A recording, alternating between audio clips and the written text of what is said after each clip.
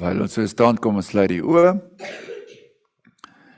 Dankie Vader Jahwe dat ons kan sing en kan bid en 'n begeerte hê om soos U te wees. So te wees soos wat U gesê het, kom laat ons mense maak na ons beeld. Dankie vir die beeld van Yeshua wat geopenbaar is. Dankie dat ons dit vanoggend weer eens kan oopmaak, ook in die hand van die woord.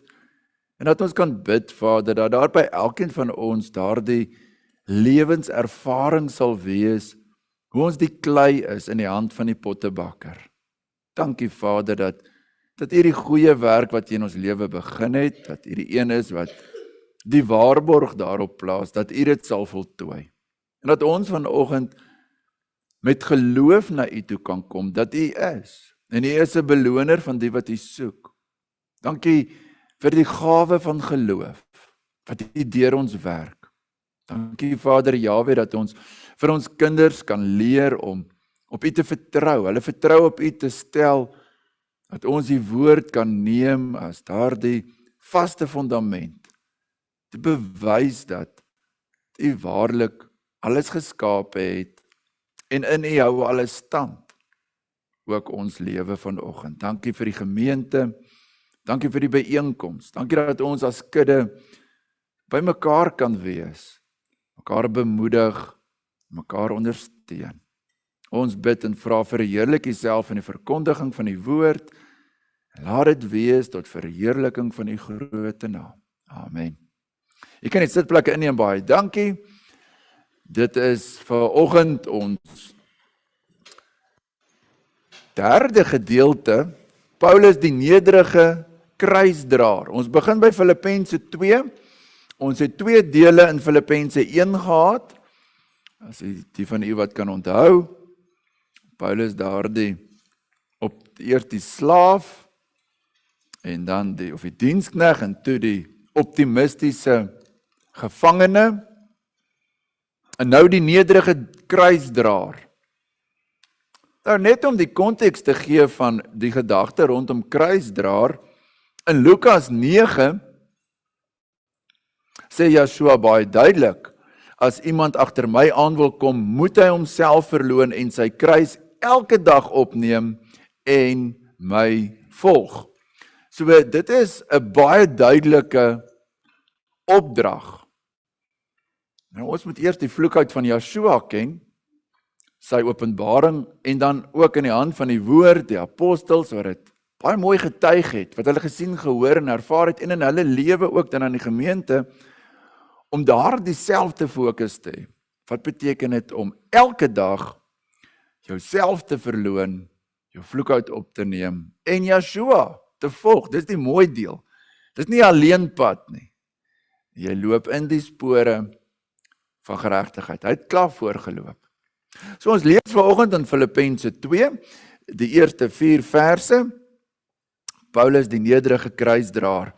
As daar dan enige troos in Messia is, as daar enige vertroosting van die liefde, as daar enige gemeenskap van die Gees, as daar enige innige tederheid en ontferming is, maak dan my blydskap volkome, deur eensgesind te wees en dieselfde liefde te hê, een van siel, een van sin.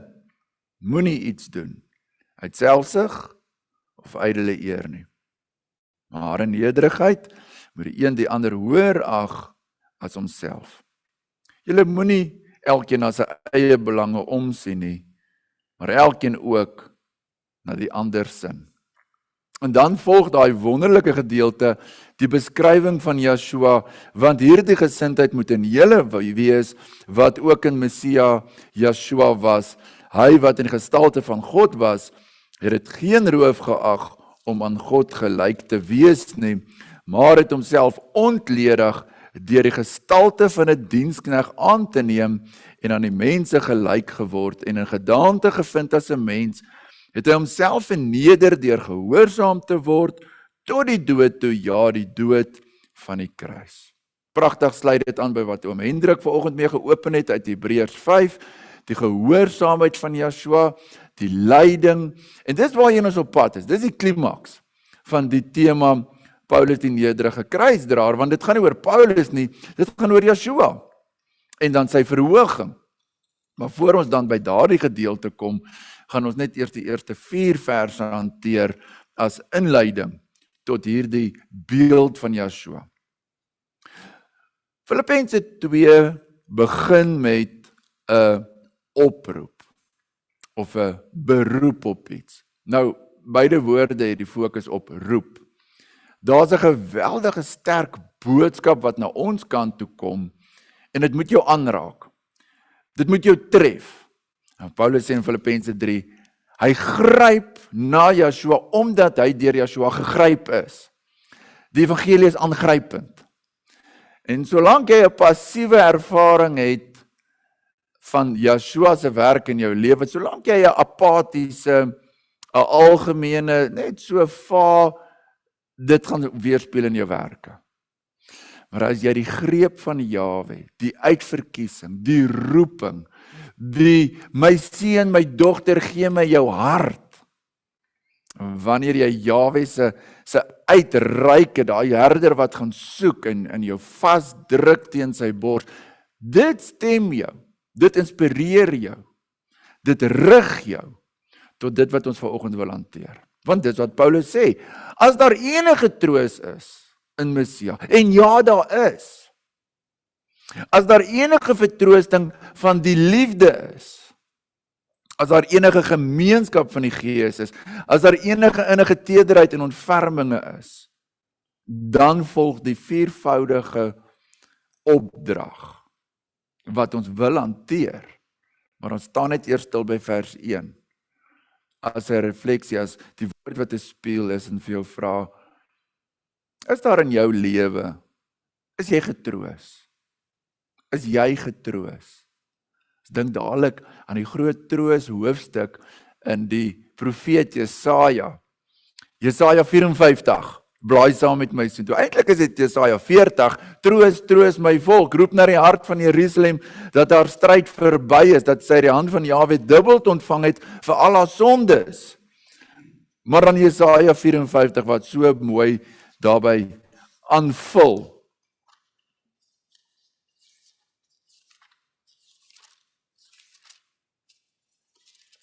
Nou, die konteks, julle moet net eers onthou, verlede week was ons wonderlike besoek daar in Vryheid gehad, en uit Jesaja 53, die offer van Yeshua, en uit hierdie offer, die straf wat vir ons die vrede bring, kom die herstel dan in Jesaja 54, waar hy in vers 1 sê, jubel onvrugbare wat nie gebaar het nie.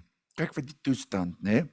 Lewe uit die dood, breek uit in gejubel en juig, jy wat geen weë gehad het nie.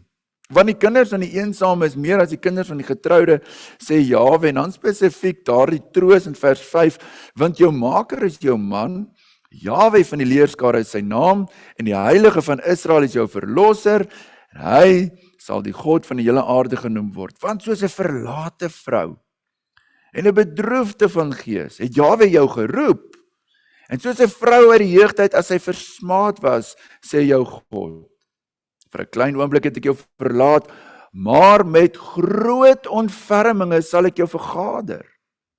In 'n uitstorting van toorn het ek vir 'n oomblik my aangesig vir jou verberg, maar met ewige goedertierenheid ontferm ek my oor jou, sê Jahwe jou verlosser. Spesifiek vers 11, jy elendige, deur die storm gejaagde, ongetrooste. Kyk, ek lê jou stene in suurklei, en ek grondves jou in safiere, en jou borswerings maak ek van robyne, en jou poorte van karbonkels, en jou hele ringmuur van edelgesteente. Is 'n pragtige beskrywing van die nuwe Jerusalem, die liggaam van Yeshua, die gemeente. En al jou kinders, sê vers 13, sal deur Jahwe geleer wees, en die vrede van jou kinders sal groot wees, die verbond in Yeshua, daardie Gees wat in ons lewe uitstort om uit te roep, Abba Vader, ek is my bemindes en my beminde is myne, Hooglied se taal. En dis wat Paulus sê. As Jesaja 54 in jou lewe waar is, as jy dit glo, as jy dit bely, As jy erken dat Jahwe het sy volk getroos, hy het haar gaan roep as die ongetrooste, hy het haar lewend gemaak as die dooie, julle wat dood was deur die misdaad, het hy lewend gemaak, sê Efesiërs 2. Julle wat geskei was, jy wat deur jou jeug se smaadheid, lees die verhaal van Israel, se koningshuis, 2 stamme of 10 stamme, beide susters was 'n afskuwelike voorbeeld van verbondsverbreker. Maar Jahwe troos, Jahwe vergader, Jahwe was af, Jahwe maak skoon, Jahwe sê jy is myne, moenie vrees nie. Nou as dit die werklikheid is, as daar enige troos in die Messia is wat gekom, Jesaja beskryf die Messias in Jesaja 61 so mooi. Ek is baie bly in Jahwe, want hy het my gestuur om die wat gebroken is van hart te verbind en te troos en vir treurigheid sal daar vreugdeolie wees. As dit 'n werklikheid is, jy 'n Christen, 'n gesalfde, 'n kind van Jahwe is, as daar enige troos in Messias, as daar enige vertroosting van die liefde is, as die liefde van Jahwe jou lewe vul en jy voel gevoed, gekoester, jy hoort en jy behoort, daar's vertroosting.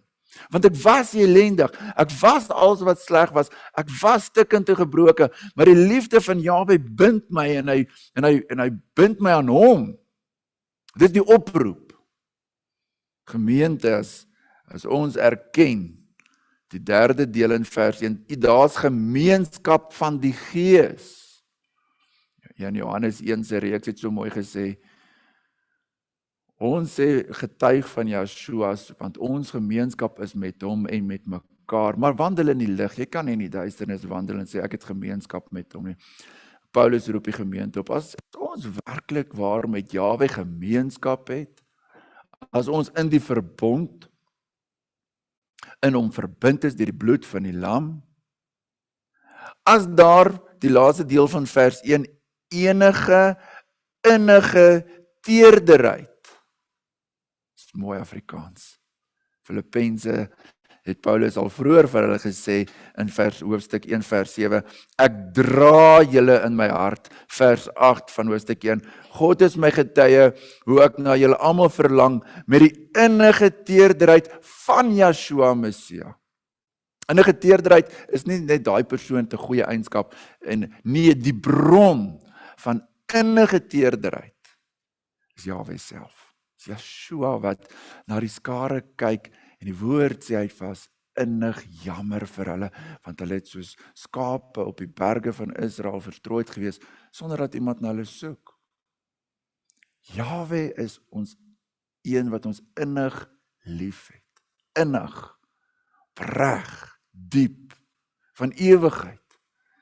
En dit is op Jahwe se liefde vir ons, wat Paulus om beroep en sê, as ek vir julle in die volgende gedeelte gaan sê, om sekere dinge te doen en nie te doen nie, dan is dit nie net 'n blote moet en moenie opdrag, ek beroep my op die openbaring van Jahwe aan jou, om terug te gaan, soos Efesiërs se opdrag is in Openbaring 2, onthou waar jy vandaan kom, onthou die arms wat jou vasgedruk het, Esegiel sê so mooi, 34, Jahwe sal die lammeroë styf teen hom druk, en as jy aangeraak is, as jou gemoed, en jou wese aangedaan is, sê dankie Vader Jahwe, ek behoort aan U, ek is nie meer verlore nie, ek tree nie op in vrees nie, vanuit daardie sekuriteit, ek wil amper sê in die woorde van Psalm 91, vanuit die skuilplek van die Allerhoogste, kom die opdrag,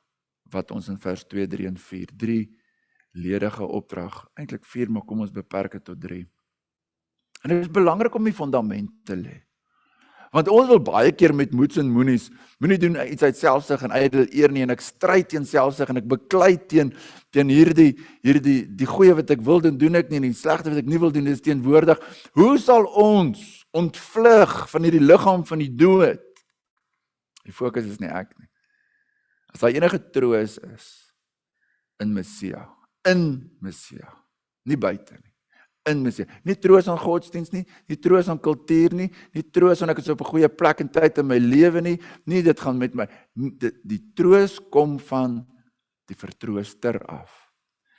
Die innige tederheid is nie, ja, maar ek is 'n man, nee, die innige tederheid kom van Vader Jahwe, die Skepper, wat jou siel weef, wat vir jou 'n nuwe hart gee in die verbond. 'n Hart wat sy innige tederheid vir jou ontvang, om jou in staat te stel om dit wat ons gaan hanteer te gee. Die lood bly in die wingerdstok.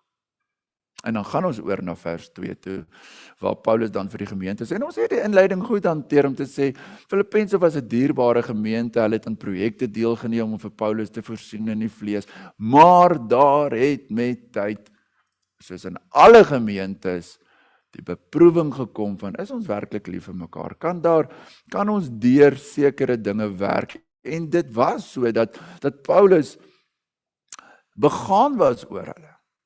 Want daar was dreigende vleeslikheid. En daarom sê hy, maak dan my blydskap volkome, en dan is dit die groot oproep vir 3 dinge, en ons gaan dit hanteer. Vers 2 is 'n oproep tot eenheid of eensgesindheid, vers 3 tot nederigheid, en vers 4 tot hulpvaardigheid. En die 3 is pragtig aan mekaar verbind. Die een lei tot die ander, die een is die onderbou van die ander, die een is afhanklik van die ander. Eenheid, nederigheid, hulpvaardigheid. En wanneer ons oorgaan uit daardie pragtige wat Paulus sê, maak my blydskap volkome. Paulus sê nie, my blydskap, kyk, dit gaan my dag maak as ek uit hierdie tronk uit kan kom nie. Dis nie sy fokus nie. Sy blydskap sal volkome wees wanneer die gemeente geestelik groei. Net so op die kantlyn, hoeveel blydskap ervaar ons wanneer ons sien iemand groei geestelik? Dis werklik die vreugde van die lewe. Ek dink ouers het soms in hulle lewe daardie hoogte of laagtepunt in hulle kinders, as hulle sien, daar is groei, daar is volwasse wording, daar is 'n teleurstelling. My kind doen nie wat ek wil hê of wat hy moes nie. En so is dit ook in die geestelike, in die gemeente, dat daar interaktief, as ons na mekaar kyk, moet daar 'n sensitiwiteit wees en 'n ingesteldheid, maar as ek sien wat daai persoon verlede jaar was, en waar hy nou, na al sy beproewing, na sy siekte, na sy finansiële krisis, hoe hy geestelik groei, dan behoort daar 'n diepe blydskap, 'n volmaakte blydskap, 'n blywende blydskap te wees. Dit moet ons ingesteldheid wees, om dankbaar te wees vir mense wat in die gemeente groei. Paulus sê vir die gemeente, wat my bly maak, wat my siel verheug, is julle geestelike groei, om uit Joshua getroos te word en die vrug daarvan te dra, om met hom gemeenskap te hê en vanuit die gemeenskap met Jahwe 'n begeerte te hê om uit te reik en met mekaar te deel, gemeenskap te hê. Dis blydskap. As ons nou vir mekaar sê, dit was 'n lekker diens. Wat is lekker? Wat maak lekker? Wat is dit wat Jahwe vir die gemeente beskik en bepaal het?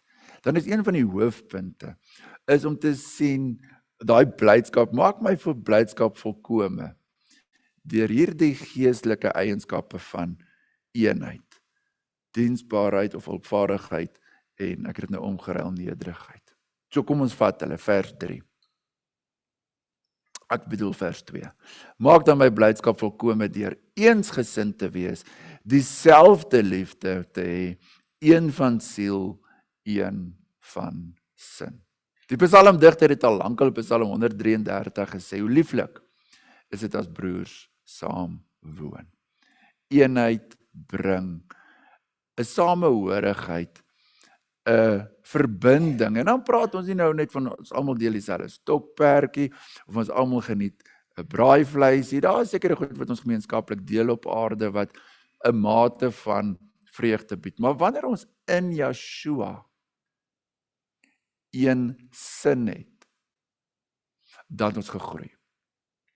Nou as ons nou met mekaar sê, dat nou een gemeente is wat nou regtig gesukkel het met verdeeldheid. Die een sê ek is van Paulus, en die ander sê ek is van Apollos, en die een doen dit, en dan is dit Korinthe. En wanneer Paulus vir Korinte skryf, dan beroep hy hulle op die sin van Messia. Kom ons blaai gou sin toe. Ons blaai na 1 Korintiërs 2 toe. 1 Korintiërs 2. Daar's baie dinge wat aan Korintiërs geskryf is wat herhaal ook in Filippense en ek dink Paulus het ook 'n pad van geestelike volwasse wording in sy leierskap ervaar. Maar hoe hanteer jy probleme in die gemeente? Hoe hanteer jy dit? Daar's min dinge wat so bitter smaak in jou mond laat soos verdeeldheid. Soos gemeentelede wat met mekaar beklei. Almal van ons het al iewers in jou lewe ervaar as daar wrywing is. 'n Klein klippie word 'n negativiteit. En jy wens net dit wil verdwyn en jy loop om die situasie en verby. Hoe gaan ons, ek wil nou aan ons teken sê, Paulus se blydskap volkome maak as 'n idiomatiese uitdrukking. Eensgesindheid. Wanneer gaan ons werklik waar Yeshua die hoof van die liggaam wees? Eensgesindheid, een van siel. Hierdie eenheid gaan ons nou kyk in Johannes 17. Dit is 'n bonatuurlike goddelike gawe van eenwording. Reg, ons is nou eers by 1 Korintiërs 2. En wat kosbaar is van 1 Korintiërs 2 is wat Paulus eers sê, ons is nie die besig met die wêreld se wysheid nie. Daar's in ons lewe 'n werking. In 1 Korintiërs 2 vers 10 praat hy van hoe Vader Jahwe God het aan ons deur sy Gees geopenbaar.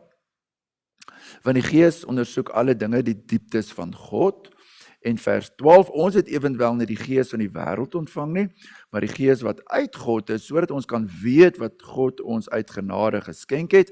'n Bietjie vroeër in die einde van vers 9 het hy gesê, dit wat nie in die hart van die mens opgekom het en in die oog nie gehoor het nie, gesien het nie, wat God voorberei het vir die wat hom lief het. So het ons 'n spesiale werking van die Heilige Gees. Wat is dit? Die einde van vers 16. Maar ons het die sin van Messia.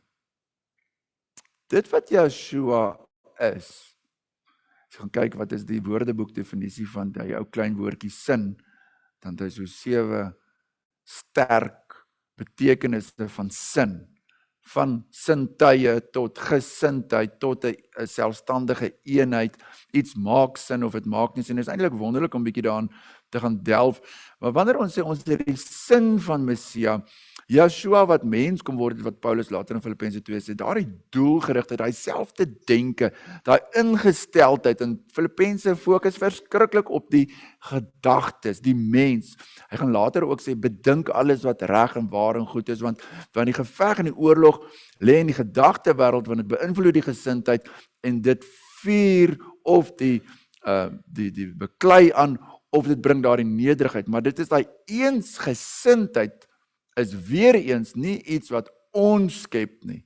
Dit word teruggevoer na die bron toe, maar julle het die sin van Yeshua, van Messia, 1 Korintiërs 2 vers 16. En dis hoe mens eenheid bewerkstellig, om elkeen huis toe te gaan. Sê, Vader, Yeshua is die hoof. Ek wil die sin van Messia hê. Die diensknegt wat kom om te dien en nie gedien te word nie. Ek wil die gesindheid van Yeshua hê. Ek wil die gedagtes van Yeshua bedink die dinge wat daar boos beteken. Dit wat die seun van die mens, die tweede Adam vir ons kom openbaar het. En dit kontrasteer nou mooi in die volgende stukke van met selfsug en ydelle eer. Nee, daai gesindheid van Yeshua. Baie eenvoudig, die beginsel, maar 'n lewenslange roeping. Kry die gesindheid van Yeshua, maar dink mooi daaroor. As Paulus hier oor hierdie dinge skryf, dan is dit nie Paulus die slim en die geleerde daarbo nie, dit is daardie genade wat Jahwe vir die gemeentes leer. Dit is moeilik om in Korintiërs te begin uitsorteer, wie's nou reg, wie's nou verkeerd, waar die ding skeef geloop. En hoe kry jy Korintiërs weer terug op die pad, en Filippense, en Galasiërs, wie het julle getoer, en dis kom Paulus sê, al die sla en die skipbreek weeg eintlik nie op teen sy nagte se bekommernisse oor die gemeentes nie. Dis eintlik waar die ywer in die stryd lê, sy besorgdheid. En so wanneer hy dan vir die gemeentes skryf, Dit is nie Paulus se planne nie. Dis nie een of ander kidsplan nie. Dis vir ons beginsel vir vandag.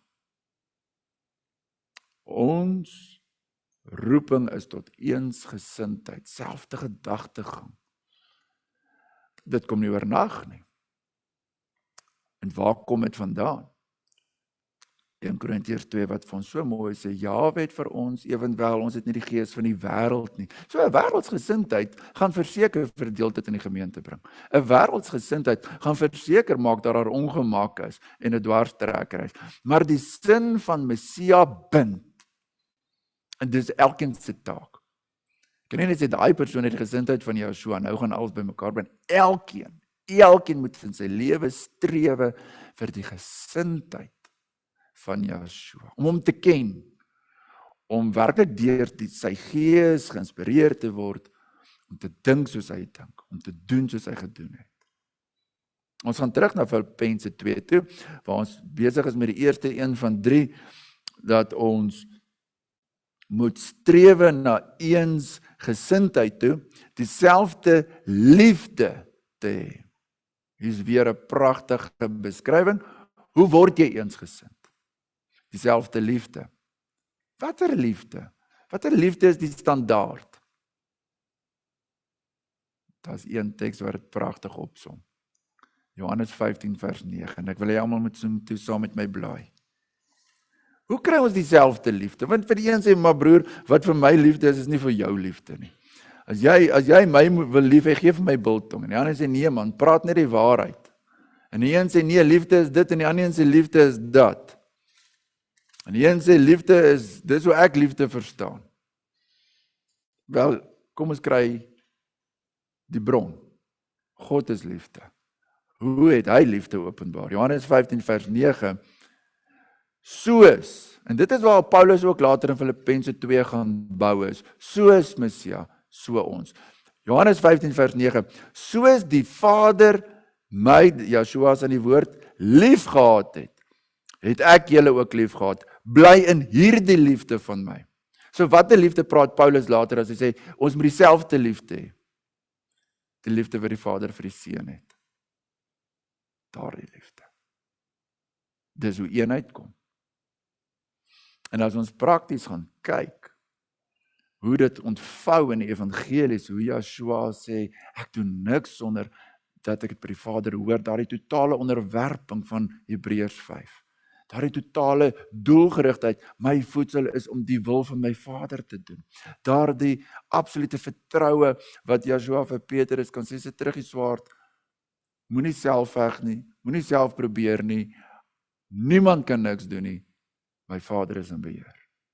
Daardie liefde, verbond, wel in die mooi Afrikaanse woord is goedertierenheid, Hebreëus is gesed, onveranderlike liefde, tussen die Vader en die Seun. Dit is vanuit daardie vaste liefde, wat ons kan leer wat is liefde. Liefde wat nie sê wat kan ek kry nie, maar liefde wat sê, hoe kan ek dit bewys, terwyl jy op 'n plek is, wat dit nie verdien nie. Romeine sê so mooi, Jahwe het sy liefde bewys toe ons nog sondaars was. Dis daardie liefde wat Paulus sê, as ons almal die liefde wat aan ons geopenbaar is, leer ken en glo en doen, dan gaan ons dieselfde liefde deel, en dit bind, en dit maak ons bly. Dit is wat ons vol blydskap volkome maak. Filippense 2, sy eenheid, dieselfde sin, dieselfde siel. Hoe diep is dit nie? Een van siel. Jou diepste wese, volmaak. Loof Jahwe, o my siel, en alles wat in my is. Wel, as ons na Johannes 17 te kyk, ons is nou net by Johannes 15, 2 hoofstukke verder, sê Joshua so mooi, Vader, soos wat ek en u een is, weer die soos ons een is, so wil ek hê dat hulle met my een word. En dit begin vanuit hom en dit vloei in die gemeente. Eenwording is 'n risiko in 'n huwelik. Om nader aan mekaar te kom, bring 'n risiko. Liefde is altyd 'n risiko. As jy nie wil seer kry in die lewe nie, bly weg van mense. Maar jy gaan onvervuld bly. Maar wanneer Yeshua sy troon verlaat en kom lief hê waar hy gehaat word, dan is daar oorwinning. Dan is daar vrug. En daardie liefde roep ons ook om na hom te kom, jou kruis op te neem, hom te volg, deur jouself te verloon en werklik met hom een te word.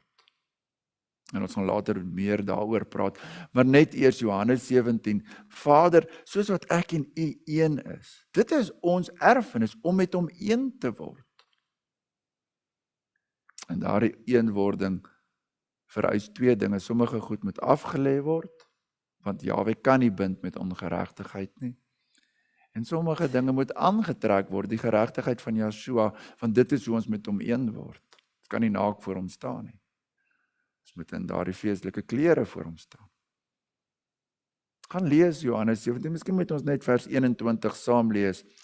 Johannes 17, 21. 'n Mens se verstand kan dit amper nie begryp nie, maar mens moet dit bedink. 'n Mens moet dit glo. Ek lees vanaf vers 20, want vers 21 is die helfte van die sin. Johannes 17 vers 20, Yeshua bid in sy hoëpriesterlike gebed, maar ek bid nie vir hulle alleen nie, maar ook vir die wat deur hulle woord in my sal glo, dit is u en ek, dat almal een mag wees, net soos u Vader in my en ek in u, dat hulle ook in ons een mag wees, sodat die wêreld kan glo dat u my gestuur het. Yeshua som dit in die stuk 15 waar ons net was op in die woorde van 'n wynstok en 'n lootjie, bly in my. Bly in my. Dis hoe ons weer eens vir mekaar sê, maar hoe word ons een met hom? Ons bly in hom. Paulus in Galasiërs 2:20, ek leef nie meer nie. My wil, my belange, my die tyd het ek afgesterwe in die dood van Yeshua. Ek bly in hom. Hy is die wynstok. Ek is die loot. Om in hom te bly, klein ou woordjie, bly. Maar dink mooi aan wat beteken dit. In die hoofstuk sê hy spesifiek, dan sal julle veel vrug dra. Om in hom te bly, bring doelgerigtheid. Om in hom te bly, bring sekuriteit. Want in hom is jy veilig en buite hom is jy blootgestel. Om in hom te bly, 'n oproep om vir mekaar te sê, bly in hom, is bemoediging, dis aansporing. Dis vertroosting. Dis Psalm 91 in die skaduwee van die Allerhoogste. En dis wat Paulus vir die gemeente in Filippense 2 sê. As daar enige troos is, as daar enige begrip van die evangelie is, word meer en meer met hom een. En dit bind. Ons sal moet aanskuif. Vers 3, nederigheid. Filippense 2 vers 3, ons is by die volgende opdrag. As daar enige troos is, as jy deur die evangelie gegryp is en aangegryp is, vers 3, moenie iets doen uit selfsug of ydelle eer nie, maar in nederigheid moet die een die ander hoër ag as homself. Nou daardie woord selfsug sal julle sien in ons Afrikaanse Bybels, in Naasland Bybel, my net so klein K, en snaaks genoeg verwys daai klein K terug na Filippense 1 vers 16. Sien julle hom? Is iemand by? Van die kinders? Volg julle? Christian knik vir my, hy sê dit is so.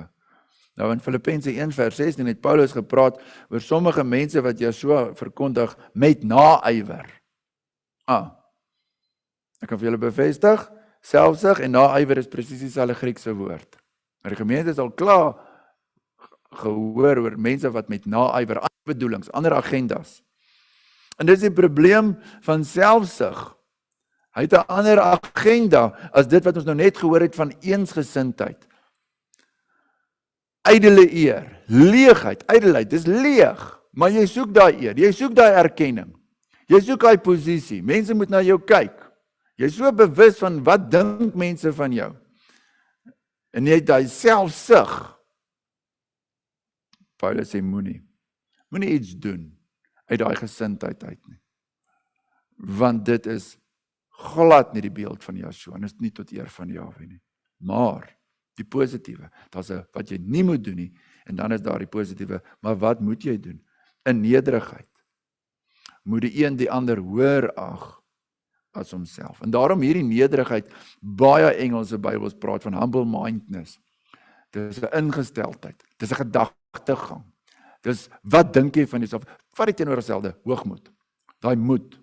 Dis 'n totale begrip, is hoe sien jy dinge? Dis 'n perspektief. En is 'n denkpatroon.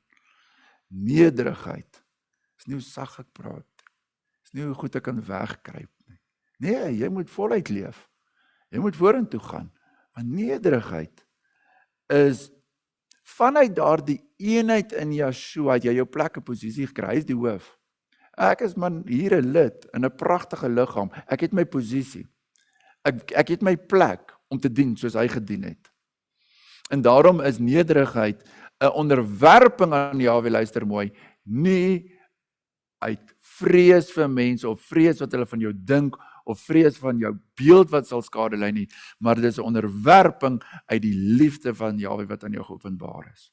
Sy liefde oortuig jou, ek is niks, hy is alles.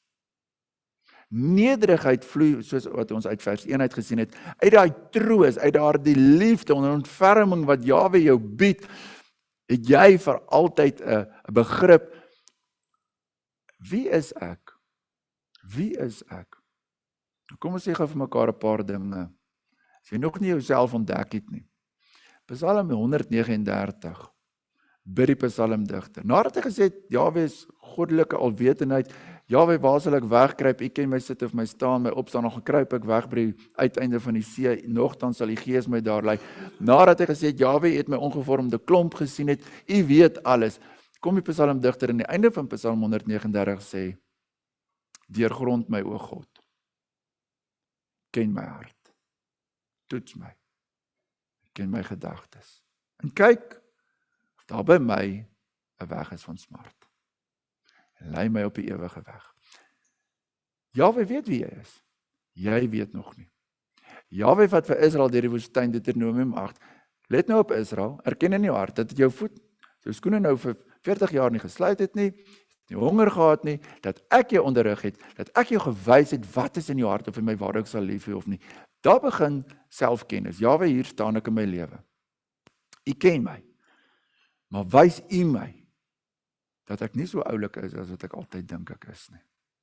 Wys u my wat ek graag hier binne wil wegsteek vir myself en vir mense. Geef my werklik perspektief oor hoe nodig ek eintlik u het.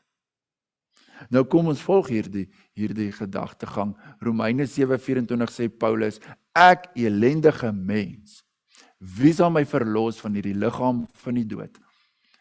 Jy het in die eerste Adam en Eva se sonde wat hulle uit die tuin het, is dat Jahwe sê jy sal sterwe, het jy hierdie verskriklike liggaam van die dood. Die goeie wat ek wil doen, doen ek nie, en die slegte wat ek nie wil doen, nie doen ek. Jy moet vir ware bekering besef hoe verlore, hoe verdorwe is jy. Paulus skryf hier daar dieselfde Romeine in Romeine 3 en hy quoteer Psalms, daar's niemand wat Jahwe soek nie. Hou op met hierdie gedagte van ek is 'n goeie mens. Daar's selfs nie een nie. Jesaja roep uit, ons beste werk is 'n wegwerplike kleed. Want as jy nog so 'n bietjie goed in jouself het, dan het jy Jahwe net so 'n bietjie nodig. Maar as jy werklik op 'n punt kan kom waar Dawid buig en sê, Jahwe, u sal 'n gebroke en 'n verslae gees nie verag nie, dan is jy op 'n plek waar jy kan sê, Vader, ek het u ten volle nodig. Ek het perspektief oor hoe swak ek is. Want Petrus het gesê, Yeshua, ek sal u volg, ek is daar. En Yeshua moes eers vir hom gewys het, Petrus, jy vloek en skel in 'n uur van onsekerheid. Jy ken my nie, jy sal my verloon. Die ondenkbare kom uit as jy werklik vir Jahwe sê, Vader, vat my en wys vir my. Wie is ek in myself? En dan kan jy by 'n plek en 'n punt kom waar Jahwe se beeld in jou lewe, waar hy deur sy gees jou nuut maak, wat jy begin wandel die vrug van die gees en nie van die vlees nie, daai onderskeid tref. Hoor hoe mooi tref Paulus die onderskeid in 1 Korintiërs 15. Weereens, wanneer hy besig is met die gemeente wat vol naaiwer is en twis en tweedrag, dan sê Paulus hierdie pragtige, wie is hy? Wat dink Paulus van homself? Want hulle het 'n probleem gehad. Party mense gesê Paulus dink net hy weet meer. Amper soos 'n opstand teen Moses van Korag, Datan en Abiram. Paulus sê in 1 Korintiërs 15 vers 9, want ek is die geringste van die apostels. Wat nie werd is om 'n apostel genoem te word nie, omdat ek die gemeente van God vervolg het. Maar Paulus bly nie daar by selfbejammering en wegkruip en ek doen nou niks nie want ek voel te sleg oor myself, want vrees en skuld en skaamte maak jou passief en jy kruip weg want ek is sleg. Nee, hy gaan verder. Vers 10, maar deur die genade van God is ek wat ek is. Daar's volwassenheid. Wie is jy?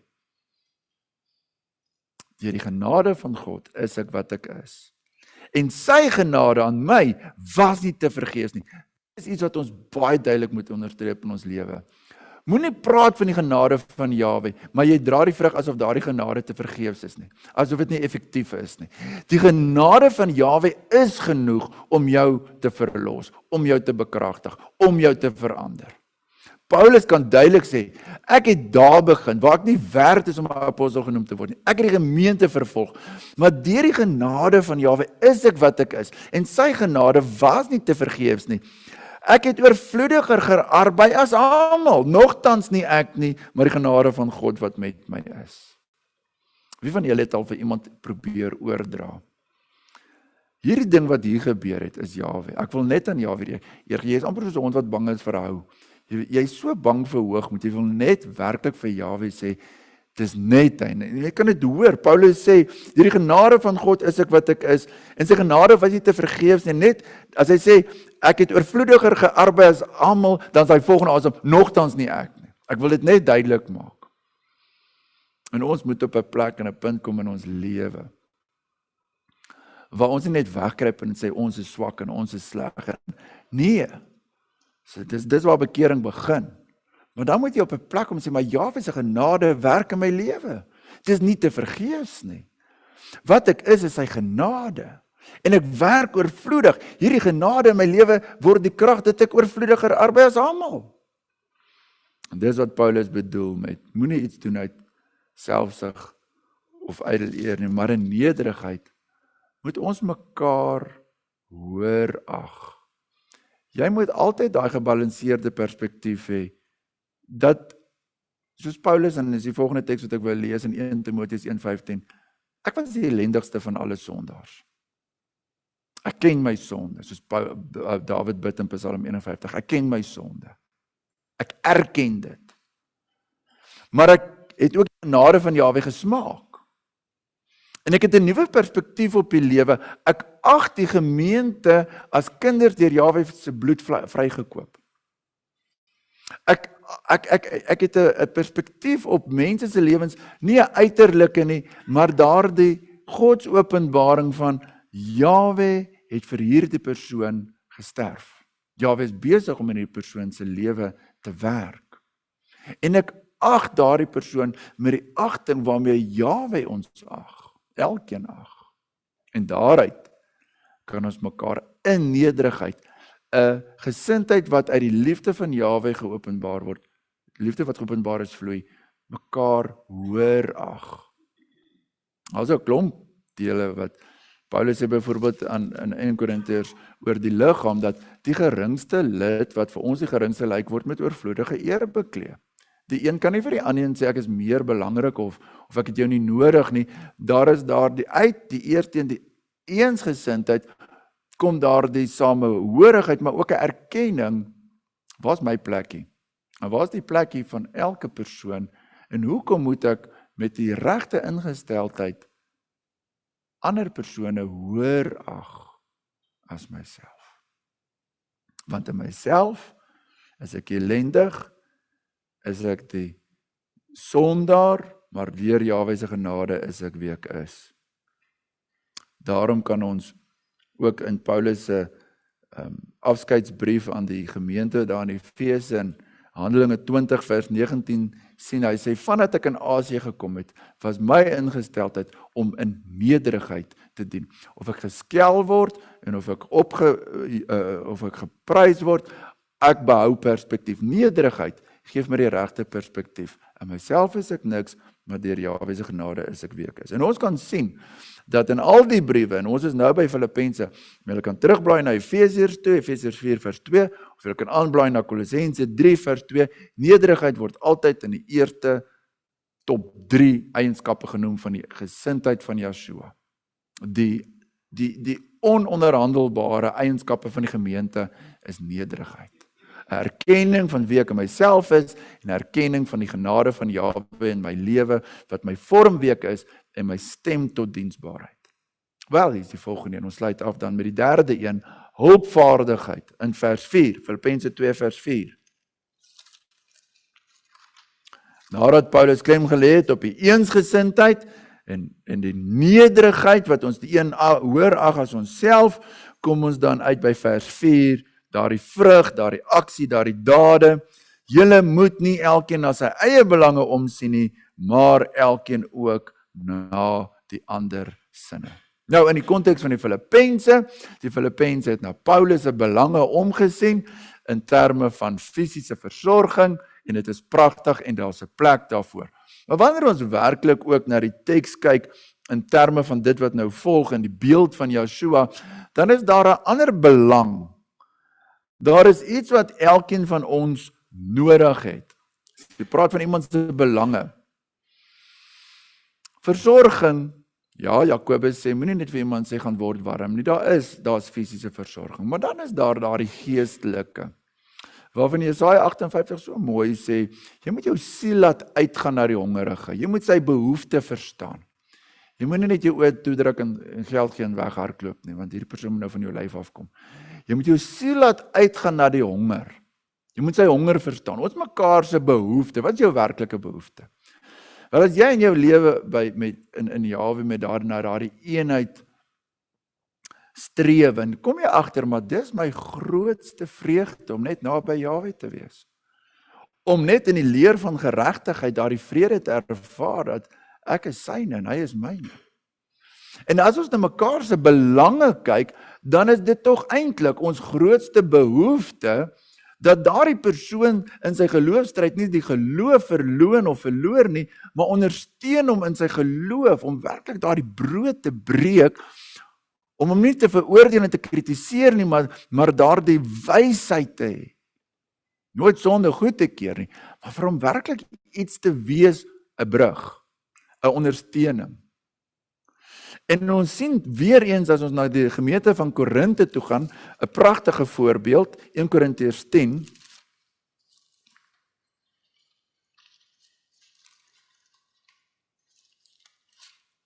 In Korintiërs 10,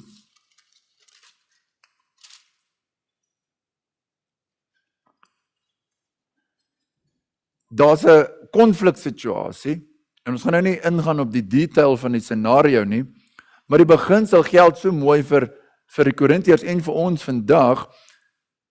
Paulus sê in 1 Korintiërs 10 vers 23, alles is my geoorloof, maar nie alles is nuttig nie. Alles is my geoorloof, maar nie alles stig nie. Ja, ons dink baie keer ons kan doen wat ons wil. Man, ek kan doen wat ek wil. Maar dit gaan nie altyd stig nie. Jy het in 'n mate 'n sekere vryheid om sekere dinge te doen. Nou sê Paulus in vers 24, laat niemand sy eie voordeel soek nie, maar elkeen die voordeel van 'n ander. Dis nou woord vir woord Filippense 2 vers 4. Hierdie hulpvaardigheid. Moenie na jou eie belange soek nie. Soek na die ander se belange. En wat is hierdie belange? Wel, dit is iets wat tot sy voordeel strek. Wat is die doel van hierdie voordeel? Waarheen is hierdie voordeel op pad? Nie gemaak nie. Nie noodwendig gemaak nie. Nie noodwendig aardse voorspoed nie. Paulus het al van die gemeentemense aan die duiwel oorgelaat, sodat hy persoon tot bekering kan kom, dat hy soos 'n brandende hout geruk word, dat daar iets verskriklik met hom gebeur, en dit net tot sy sin kan kom, dit het tot sy voordeel gestrek. So die doel is in vers 33. Hy sê in vers 32, 1 Korintiërs 10 vers 32, wees geen oorsaak van struikeling vir die Jode of Griek of vir die gemeente van God nie, net soos ek almal in alles behaag en nie my eie voordeel soek nie, maar die van baie sodat hulle gered kan word. So wanneer ons terugkom na die kern van hierdie, moenie jou eie belange soek nie, hy wat sy lewe wil red, sal dit verloor. Maar hy wat sy lewe gee, hy wat die ander se belange tot redding soek, jy sal self die vrug van redding. Ons het die bergpredikasie gesing, salig hy wat barmhartig is, want in hulle sal barmhartigheid bewys word. Salig is hy wat sy lewe prys gee, hy sal dit vind. Jy sien dit in Joshua se lewe. En dis wat Paulus dan nou, as ons dan nou oorgaan na volgende week, die Efese boodskap, of die volgende keer, dat hy terugkom na Joshua se absolute voorbeeld van nie my wil nie, Vader, u wil. Daardie pragtige, maar ook noodsaaklike ingesteldheid. En ons vat saam, ons het die boodskap begin met hierdie, as daar enige troos is, as daar in jou lewe werklik daardie ware bekering is, daardie ware vertroosting, dan moet daar noodwendig vrug wees. Dan moet daar 'n begeerte wees na hierdie drie dinge, eenheid, net soos Joshua met die Vader een word, moet ons een word as gemeente, in hom, een van siel, die sin van Joshua. En dit stel ons elke dag in die posisie van nederigheid, 'n gesindheid wat die wêreld nie ken. Onthou hierdie Griekse woord, in al die wêreldgeskrifte, hierdie woord wat ons in ons Afrikaanse Bybel het as nederigheid, word in die Griekse wêreldse koerante as 'n swakheid beskou. Dis mense wat uit vrees uit gekoes en gekeer het, hulle self onderwerp het. En daarom is dit so treffend, wanneer hierdie woord in die evangelie 'n nuwe betekenis kry, en ek het dit genoem, ek herhaal dit net weer, dis onderwerping as gevolg van, of uit die vrug van die liefde vir Jahwe. Liefde wat jou sê, laat aanmeld vir diensbaarheid. Dis die nederigheid waarvan Paulus sê, ek is ellendig, in myself is ek swak, maar deur die genade van Jahwe is ek wie ek is, en ek meld aan vir diens, en ek het oorvloediger gearbei as almal. En dit vloei dan in die volgende in vers 4. Hoe lyk hierdie arbeid? Dit is die vrug van om ander se belange te soek, en nie myne nie. As julle nou ter afsluiting 1 Korintiërs 13 mooi kan resiteer, die liefde. Wat sê 1 Korintiërs 13 van die liefde? Soek nie sy eie belange nie, voordeel nie. 1 Korintiërs 13 vers 5, is julle nog daar by Korintiërs? Ons is ons by 1 Korintiërs 10, 1 Korintiërs 13 vers 5. Handel nie onwelvoeglik nie, soek nie sy eie belang nie. Presies dit. Presies dit. Mag Vader Jahwe vir ons dan ook help om, wanneer ons so die tema, die nederige kruisdraer, wat ons in die begin gesê het, Joshua sê, as iemand agter my aan wil kom, moet hy homself verloon. Moet hy sy vloekhout elke dag opneem en my volg. Dat ons hierdie doelgerigtheid sal hê elke dag. Dat ons daardie dissipline in die dag sal hê om nie laat ons koppe hardloop met alles wat ons moet doen en gaan moet doen, of het my kar genoeg brandstof, en is daar 'n nuusberig van 'n ongeluk op die pad, en daai dinge het sy plek, maar dit is nie jou doel vir die dag om te oorleef nie. Die doel vir die dag is hierdie woord. As jy Joshua leer ken het en getroos is, dan moet daar by jou ernstige strewe wees tot eenheid, nederigheid en hulpvaardigheid in die gemeente. Kom ons staan en bid ons saam.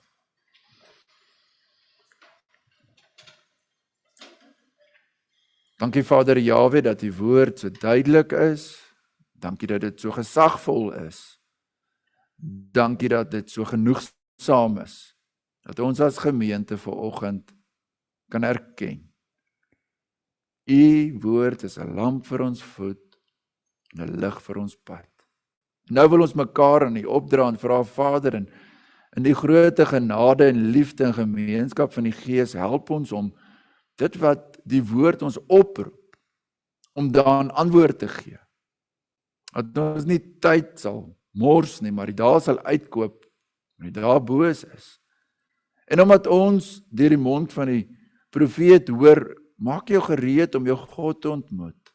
En Vader, ons sien uit na die dag nie van oordeel nie, maar 'n dag van daardie beleidskap om in Yeshua bevind te word met sy geregtigheid.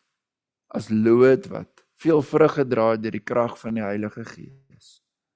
Vader, ja, ons bid vir elke persoon vanoggend wat sukkel om perspektief te bou, wat nie sin in hierdie lewe vind nie, dat ons vanuit u woord en vanuit die tyd met u lewensroeping sal hê. Elke jong mens wat wonder, wat gaan hy word?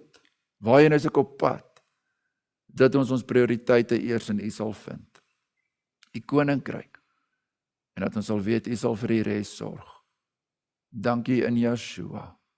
Amen. Terwyl ons so staan, kom ons hef die hande op. Jahwe sal ons seën en ons behoed.